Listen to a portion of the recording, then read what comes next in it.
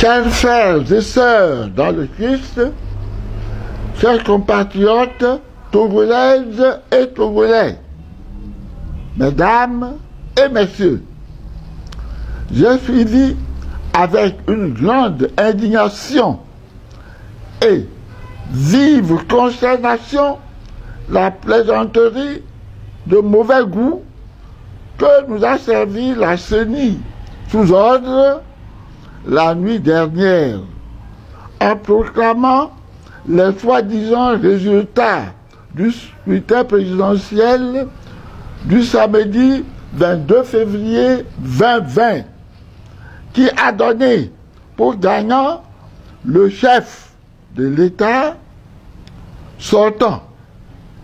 pourtant manifestement vomi par la population, à plus de 72%, et attribué au candidat unique de ma dynamique, visiblement soutenu par la majorité écrasante des électeurs, seulement 18% des suffrages exprimés et représentant l'inverse de la réalité du vote de la population. Sorties nombreuses, exprimer son soutien avec enthousiasme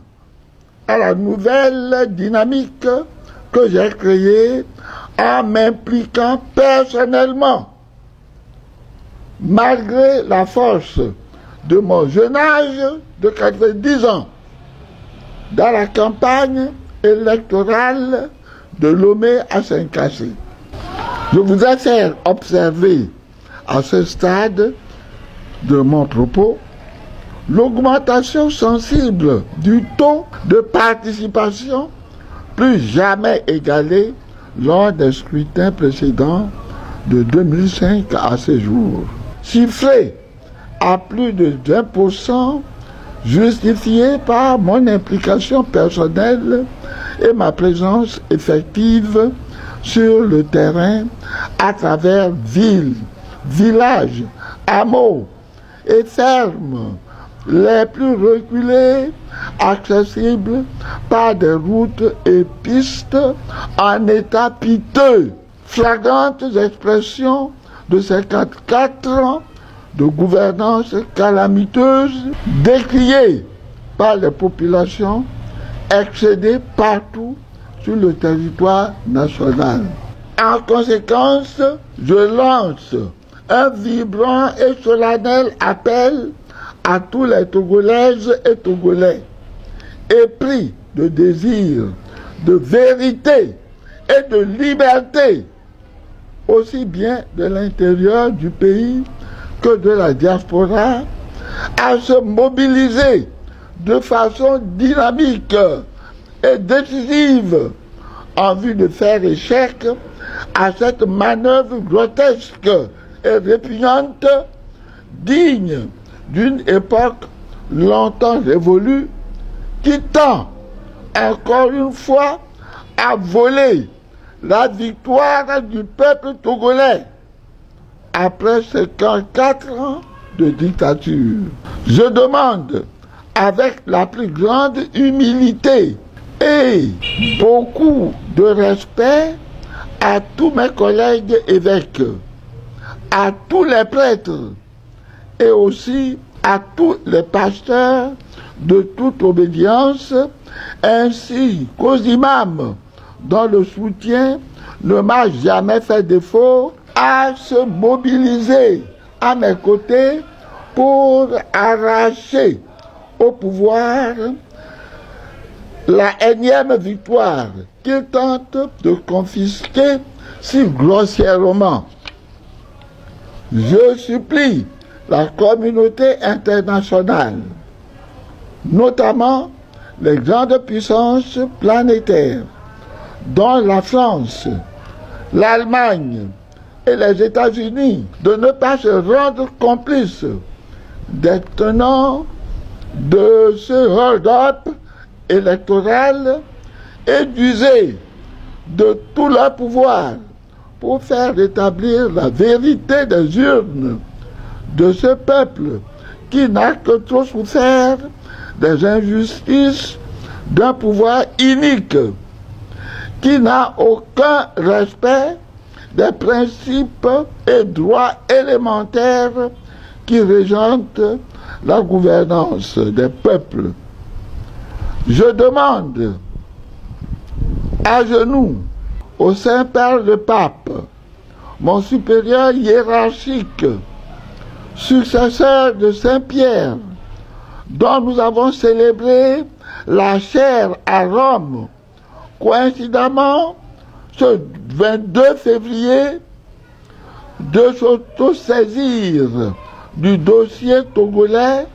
comme le ferait le Christ lui-même, pour faire triompher la justice, la vérité et l'équité conformément aux recommandations des Saintes Écritures. Je recommande vivement à tout le peuple de Dieu au Togo l'observation de 3 jours de jeûne, de prière et de louange au Seigneur pour la délivrance de la terre de nos aïeux sans effusion de sang avant la fin de ce mois de février. Pour finir, je dénonce l'état de siège de ma résidence pendant 48 heures, signe manifeste de leur aveu d'échec à ces élections par des militaires lourdement armés face aux vieux perclus que je suis, et invite les personnes du 3e âge de tout le pays à se joindre à moi dans le cadre d'une marche pacifique de revendication de la victoire des forces du bien sur celle du mal ce vendredi 28 février sur l'ensemble du territoire national. Ce serait la meilleure manière d'indiquer la voie de l'honneur et de la dignité aux jeunes qui tardent à prendre leurs responsabilités.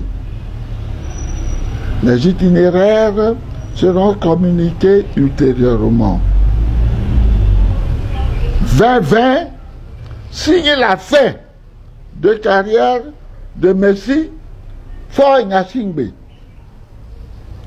Que Dieu bénisse le Togo et le délivre des griffes des forces du mal définitivement en ce mois de février 2020. Au nom du Père